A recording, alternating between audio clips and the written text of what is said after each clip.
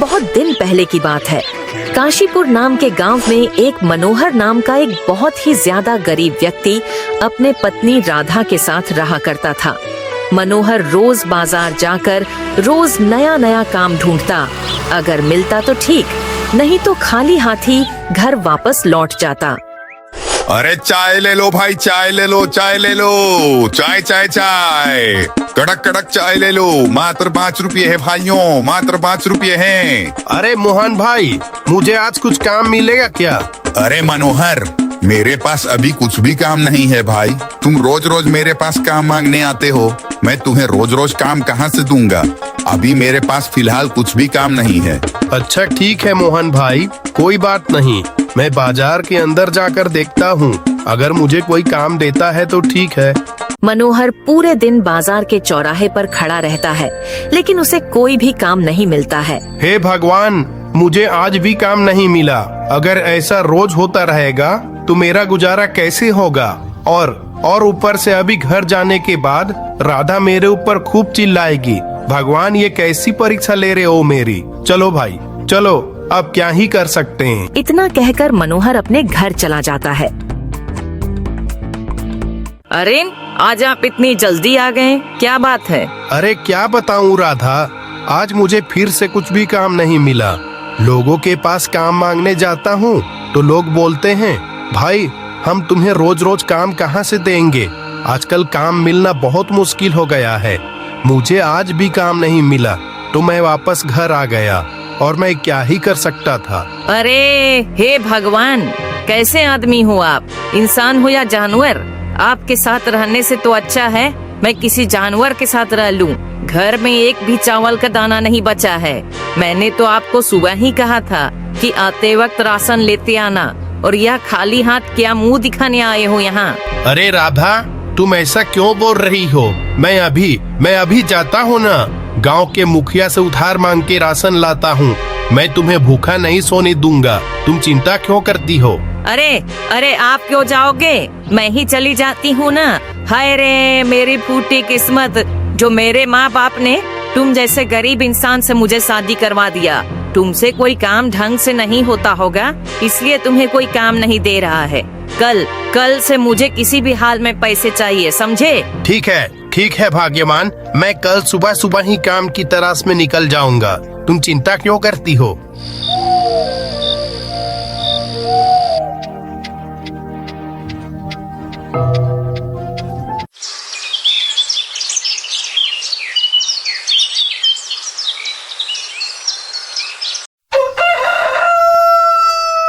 और अगले दिन फिर सुबह सुबह मनोहर काम की तलाश में बाजार की ओर निकल पड़ता है।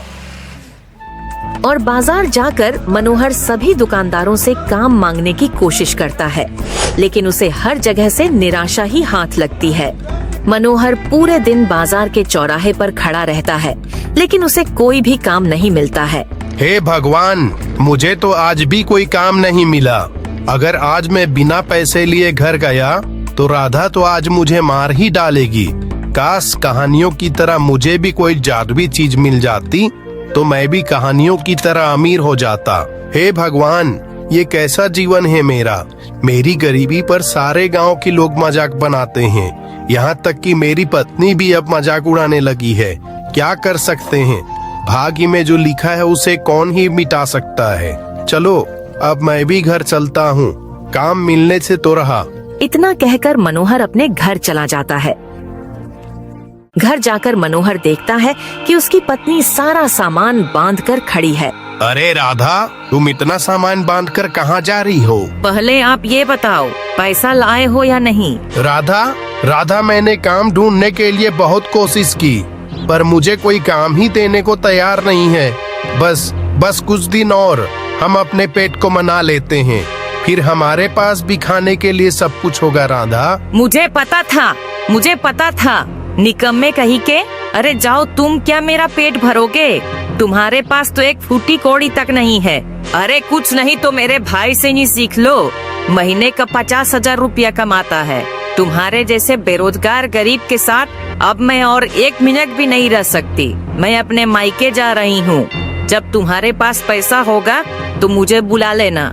इतना कहकर राधा शहर अपने भाई देवेंद्र के पास फोन लगाती है। भाई मुझे तुरंत लेने आओ मेरे घर। राधा सारी बात अपने भाई देवेंद्र को बता देती है। कुछ ही देर में देवेंद्र गाड़ी लेकर अपने बहन के घर उसे मायके ले जाने कार लेकर आ जाता है।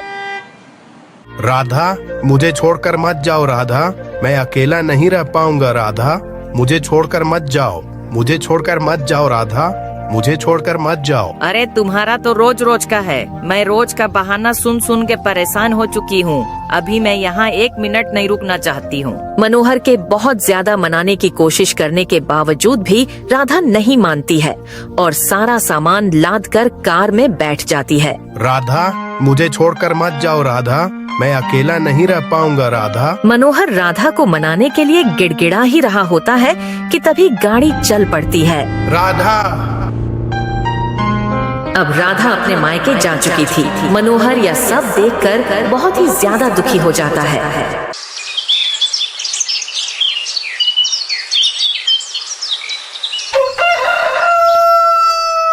अगले दिन मनोहर सुबह जल्दी उठकर दुखी मन को लेकर गांव के ही सेठ के पास काम मांगने के लिए जाता है। क्या रे मनोहर, क्यों आए हो मेरे पास? सेठ जी, मुझे काम दे दीजिए, मुझे पैसों की सख्त जरूरत है, नहीं तो मैं पूरा बर्बाद हो जाऊंगा। पहले तो मुझे गांव वालों ने गरीबी के कारण छोड़ा ही था, अब यहाँ तक कि मेरी पत्नी भी मुझे छोड़कर अब मायके चली गई। सेठ जी, कृपया मुझे काम दे दीजिए, मेरी मदद कीजिए सेठ जी। अरे मनोहर, तुझे मैंने कितने बार कहा है, मेरे पास तुम्हारे लिए कोई काम नहीं है। मेरे पास जितना काम है उससे ज्यादा तो मैं मजदूर लगा चुका हूँ और ऊपर से सारे गांव वाले तुम्हारा मजाक बनाते हैं। अगर मैंने तुम्हें अपने यहाँ काम पर रख भी लिया तो लोग मेरा भी इज्जत नहीं करेंगे।